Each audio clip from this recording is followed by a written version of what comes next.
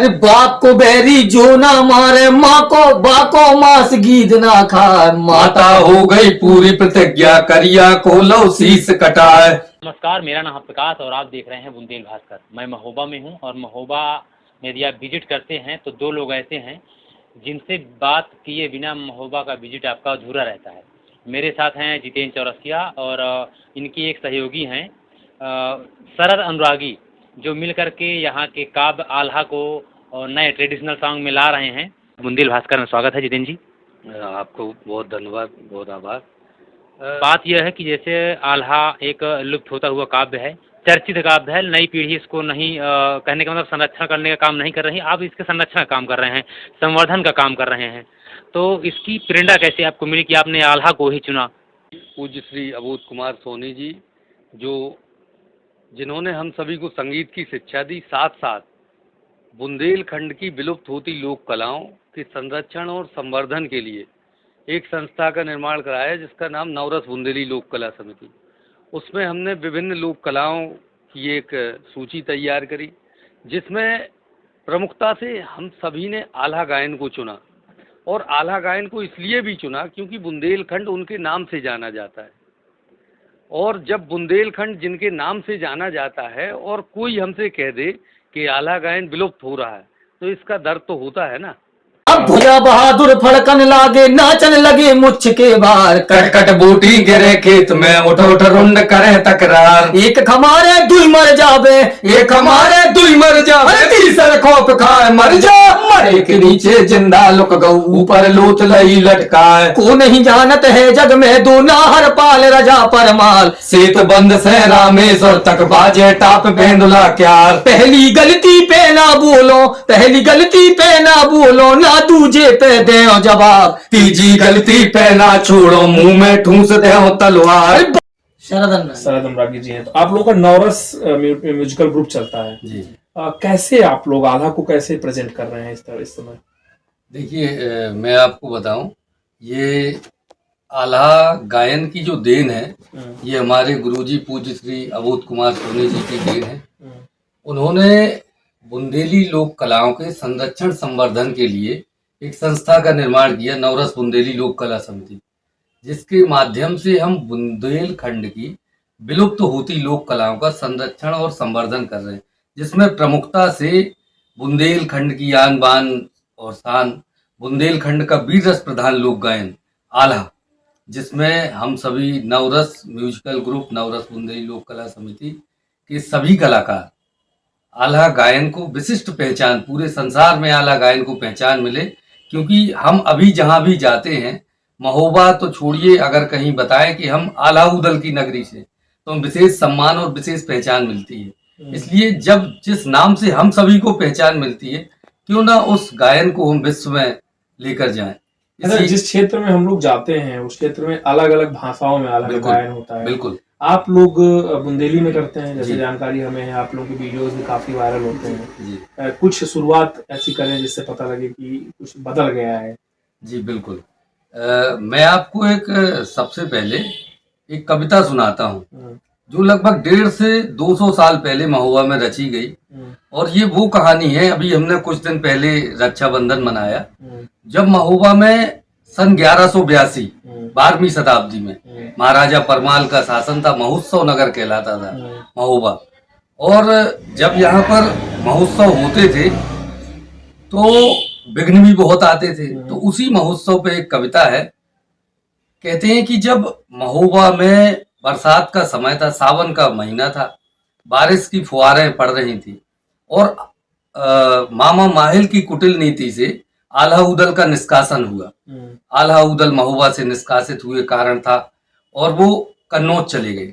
इसी का फायदा लेकर मामा माहिल तुरंत दिल्ली पहुंचे और उन्होंने पृथ्वीराज चौहान से कहा कि अब महोबा में कोई युद्ध करने वाला नहीं है, और महाराजा परमाल तो बूढ़े हो गए, अब आपके पास समय है, सिरसागढ़ की हार का बदला आप ले लीजिए, और महोबा से पारस पथरी, नौलखा हार, रानी चंद्रावल का डोला और जो भी अन्य धन संपदाएं हैं वो लूट लीजिए।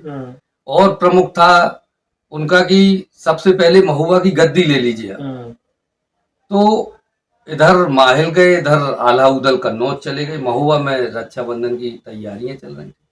कहते हैं कि था सावन का मास दिवस था रक्षाबंधन, था सावन का मास दिवस था रक्षाबंधन, कजली का त्योहार मना रहा था बावनगढ़ का सिंहासन। बादल नभ में घुमड़ रहे थे, अंधियारी झुकती आती थी, वर्षा के स्वागत में कजली जनगाथा धरती गाती थी। बाल वृद्ध क्या युवा सभी पर सावन की खुशहाली छाई, जैसे एक साल के अंदर दो दो बार दिवाली आई।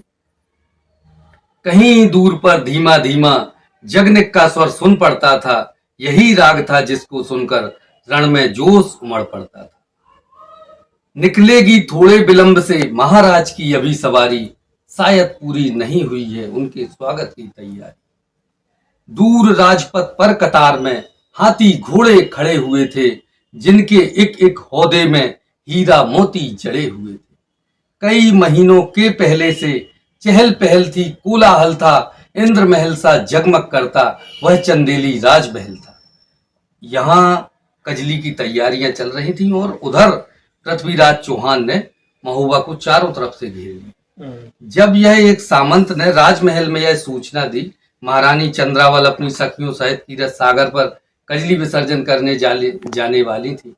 राजकुमार ब्रह्मा सेना का नेतृत्व करते हुए द्वारे पर खड़े थे, लेकिन जब एक सामंत ने आकर बताया कि पृथ्वीराज चौहान ने महोबा को घेर लिया, आल्हा उदल है नहीं, संकट आया और रक्षाबंधन का दिन था, तो जैसे यह खबर राजमहल में आई तभी कोलाहल भगदड़ मच गई।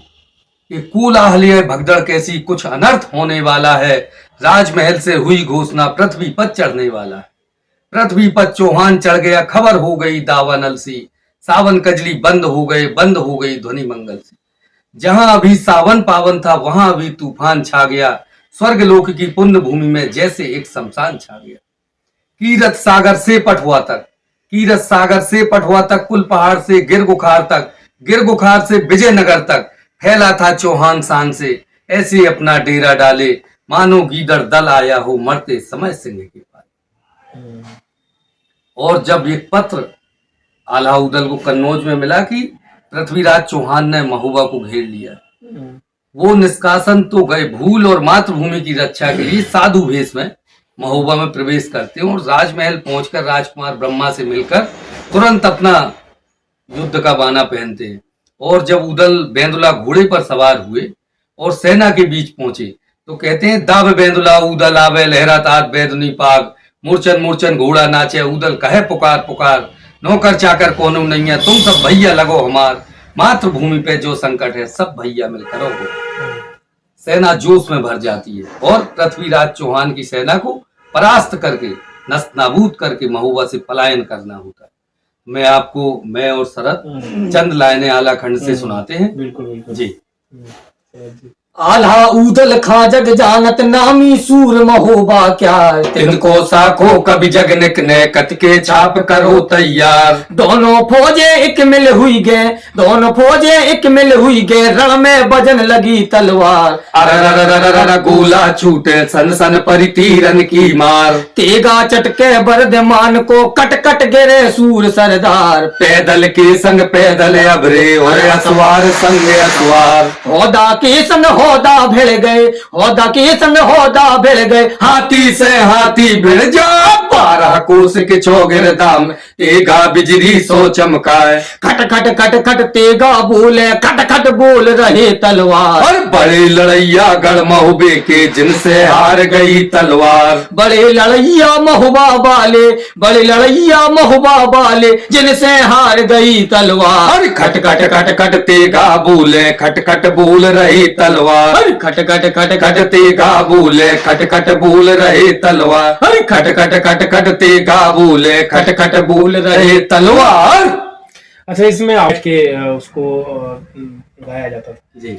योगी जी से अभी आप मिले जी, तो ये जो नयापन आया क्या पसंद आ रहा लोगों को? बिल्कुल बिल्कुल। इसी नयापन की तो बात थी कि हम दूसरी बार सीएम हाउस गए, मतलब विधानसभा में प्रोग्राम होते हैं तो हमें बुलाया जाता है आला के नाम से। ये आला गायन की ही देन है, लोक परंपरा की ही देन है कि आज हमें उस नाम से जाना जा रहा है। पहले पुरातन काल में जैसे आज भी जो मानते हैं कि मुख्य शैली वही है कि जो आला बैठ कर गाए और जो आला गायक है वो ढोलक बजाए, वो मुख्य शैली है। लेकिन हमें युवाओं को जोड़ना है, हमें जो इस संस्कृति को आगे लेकर जाए। अभी जैसे आला गायन की शैली है, इसमें आप महोबा में है तो बुंदेली शैली, आगे पहुंचे आप तो कानपुरी शैली, और आगे पहुंचे अवधी शैली, और आगे तो पूर्वी बैसवारी शैली, इधर आ गए तो बघेलखंडी। जगह जैसे ही जगह समय बदलता, जगह बदलती, आला गायन की भाषा और शैली दोनों बदल जाती है। तो हमने इसमें प्रयोग किया, प्रयोग ऐसा किया कि हम लोग 6 लोग खड़े होकर गाते हैं, और पोशाक बदली। पोशाक में क्या मतलब? पोशाक में जैसे शानदार सा चमकता दमकता कुर्ता, हाँ। एक सदरी, पगड़ी के ऊपर एक कलगी, और अच्छा। सबके हाथ में चमकती हुई तलवार। महोबा का प्रतिनिधित्व हाँ, तलवार। और उसके साथ वाद्य यंत्रों में भी परिवर्तन किया। जैसे बैसवारी शैली में शहनाई बजाई जाती है, क्लानेट या शहनाई। दतिया शैली में वो लोग हारमोनियम, और उसी तरह हमने भी हारमोनियम रखा, लेकिन साथ में झांझ प्लस मजीरा, और मजीरा के साथ ढोलक, और ढोलक के साथ जो वीर वाद्य है, जो वीर वाद्य है, जो मतलब किसी भी युद्ध को शुरुआत करने से पहले पखावज की जो गूंज होती है, तो वही हमने उसमें प्रयोग किया, और उसमें आला में। अच्छा, अभी आप बता रहे थे योगी जी जब मिले तो स्पेशली आपके को जब मुझे पता लगा कि ये महोबा के, जी बिल्कुल, वो स्पेशली आपसे गुफ्तगू उन्होंने जी जी। क्या बात देखिए, थी? महोबा से उनका विशेष प्रेम है, महोबा से उनका विशेष प्रेम है, इसलिए क्योंकि उनके गुरु गोरखनाथ की तपोस्थली है ये, वीर आल्हा उदल की कर्म भूमि है ये, और महोबा में उनके कई सारे ड्रीम प्रोजेक्ट है। जैसे गुरु गोरखनाथ की जो पर्वत है, उसको सजाने संवारने में कोई कसर उत्तर प्रदेश पर्यटन विभाग नहीं छोड़ रहा है। मतलब अगर आप ले तो गुरु गोरखनाथ की 55 फीट की मूर्ति बन रही है, और शानदार ऑडिटोरियम बन रहा है, और ओपन थिएटर बन रहा है, मेडिटेशन सेंटर बन रहा है, और रोप वे भी बनाया जा रहा है।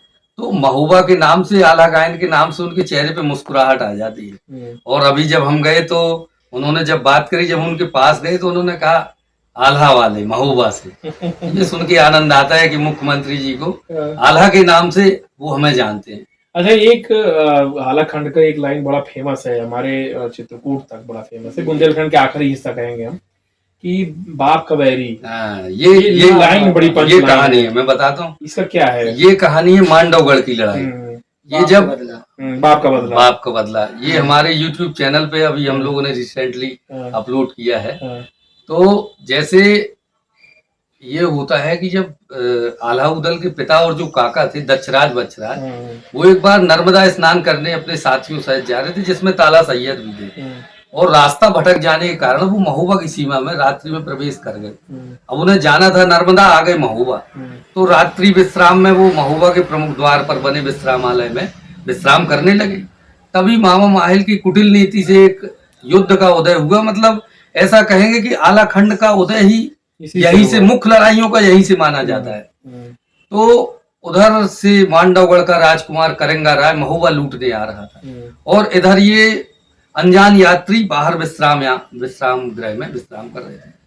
तो उसका आक्रमण करना होता है, और ये 4-5 लोग थे, दक्षराज बच्छराज परमल टोडर, ये 4 भाई, और 5 में ताला सैयद। इन्होंने उसको मार कूट करके भगा दिया। जब यह बात सुबह राजा परमाल को पता चली कि हमारी बिना जानकारी के कौन ऐसे वीर थे जिन्होंने आक्रमण को निष्क्रिय किया, तो उन्होंने फिर इन्हें जाने नहीं दिया, इन्हें महोबा में ही रख लिया। और यहाँ पास में दिसरापुर गांव है, 10 पुरवा कहलाता था, वहां पर इनको बाकायदा महल बना के दिए सब। लेकिन वो जो हार कर गया था मांडवगढ़ का राजकुमार करेंगा राय, वो प्रतिशोध की ज्वाला में जल रहा था बराबर। और एक दिन काली रात में उसने दुगने सैन्य शक्ति के साथ महोबा पर आक्रमण किया, और धोखे से सोते हुए दक्षराज और बच्छराज की सर काट कर ले गया।